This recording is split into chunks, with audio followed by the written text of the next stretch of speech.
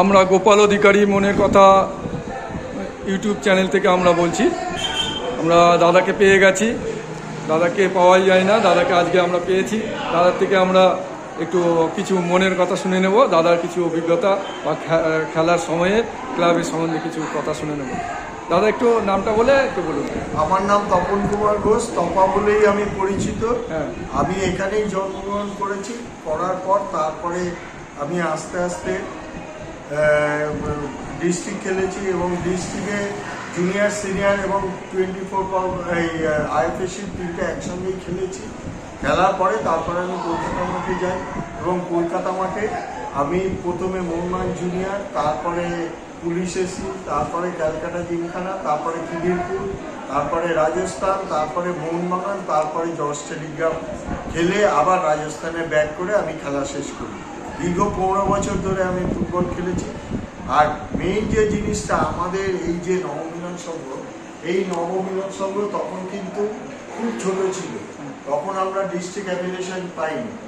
আমাদের মাননীয় সাংসদ পার্থ ভৌমিকের ইচ্ছা অনুযায়ী আমরা এখানে ডিস্ট্রিক্টে অ্যাপ্লিকেশন পেয়েছি এবং গত বছর আমরা সেকেন্ড ডিভিশন খেলেছি এবং এই বছর আমরা সেকেন্ড ডিভিশন চ্যাম্পিয়ন হয়ে ফার্স্ট ডিভিশনে উঠেছি। সুতরাং এই ক্লাবটা এখন আস্তে আস্তে ডিস্ট্রিক্ট চ্যাম্পিয়নশিপ পার্টিসিপেট করা এবং চ্যাম্পিয়ন হওয়া, এটা একটা বিরাট জিনিস। এবং আমাদের এখানে আমরা নিজস্ব আমরা যে কোচিং করি এবং রানা বলে একজন আছে, তার তত্ত্বাবধানে আমাদের সব গরিব ঘরের ছেলেরা এখানে প্র্যাকটিস করে। আজকে একজন বেঙ্গল খেলেছে, একজন ইন্ডিয়া 17 আন্ডার 17 এবং আরও একজন বেঙ্গলের প্লেয়ার আছে।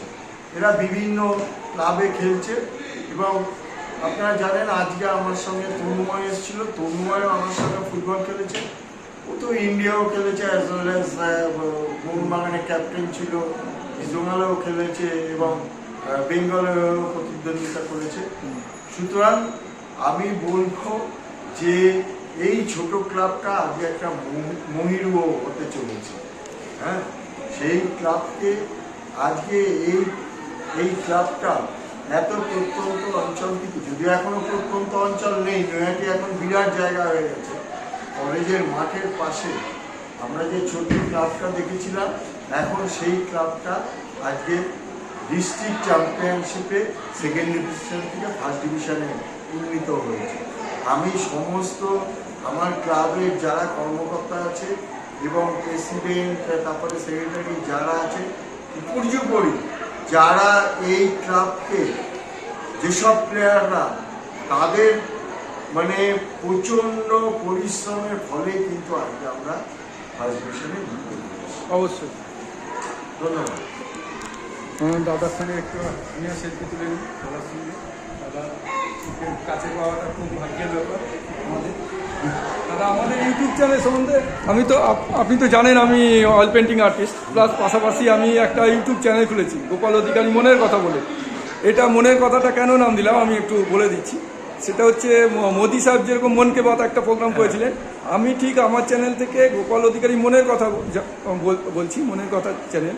কিন্তু আমরা সমস্ত সাধারণ মানুষের মনের কথা আমরা তুলে ধরছি, মানে সবজিওয়ালা, রিক্সাওয়ালা, টোটোওয়ালা, প্লাস নাট্যকার, সাহিত্যিক, আপনাদের মতন গুণী খেলোয়াড়দের পাচ্ছি, তাদের ডাক্তার, উকিল, প্রফেসর, তাদেরও তুলছি।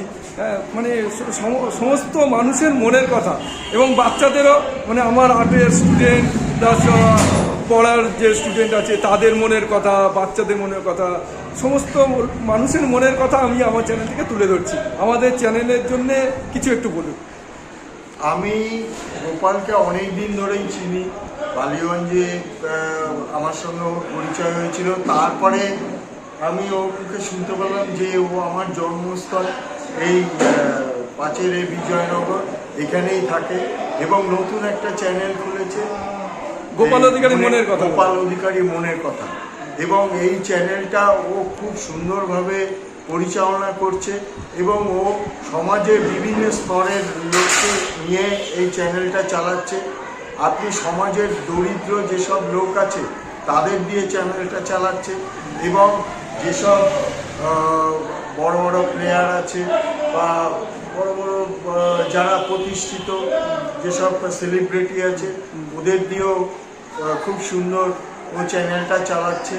ওর চ্যানেল উত্তরোত্তর বৃদ্ধি হোক এই কামনা করে এই কামনা আমি করি। ধন্যবাদ দাদা। এবং আপনার ও জীবনে প্রচণ্ড উন্নতি করুক। ধন্যবাদ। আপনারা ওর চ্যানেলটাকে সাবস্ক্রাইব করবেন, এইটুকু আমার অনুরোধ রইল। ধন্যবাদ। ধন্যবাদ দাদা। আপনাদের মতন গুণী মানুষের আশীর্বাদ থাকলে আমার চ্যানেল এবং আমার পেন্টিং অবশ্যই মানুষের পছন্দ হবে। ধন্যবাদ দাদা। শুভরাত্রি।